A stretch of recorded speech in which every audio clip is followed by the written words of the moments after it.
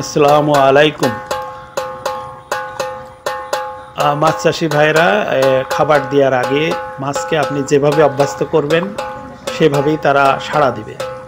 এই যে চাষি ভাই ঘন্টা পিটাচ্ছেন, তিনি মাছকে এভাবে অভ্যস্ত করেছেন এবং উনি ঘন্টা পিটাচ্ছেন, মাছ সব নৌকার কাছে চলে আসতেছে। এখন উনি এক জায়গায় খাবার দিয়ে দিচ্ছেন।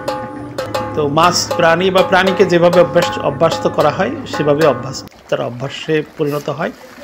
তো যারা বাণিজ্যিকভাবে মাছ চাষ করেন, কমার্শিয়াল মাছ চাষ করেন, তারা এভাবে মাছকে যে কোনো একটি ঘন্টা বা শব্দ বা সাইরেন এভাবে শব্দের সাথে পরিচিত করায় নিয়ে, অভ্যস্ত করায় নিয়ে খাবার দিতে পারেন। এতে সুবিধা হলো যে মাছকে জানান দেওয়া যায় যে এখন আমি খাবার দিব, খাবারের সময় হয়েছে, তোমরা চলে আসো। তো মাছ চলে আসে। এটা মানে খুব পরীক্ষিত।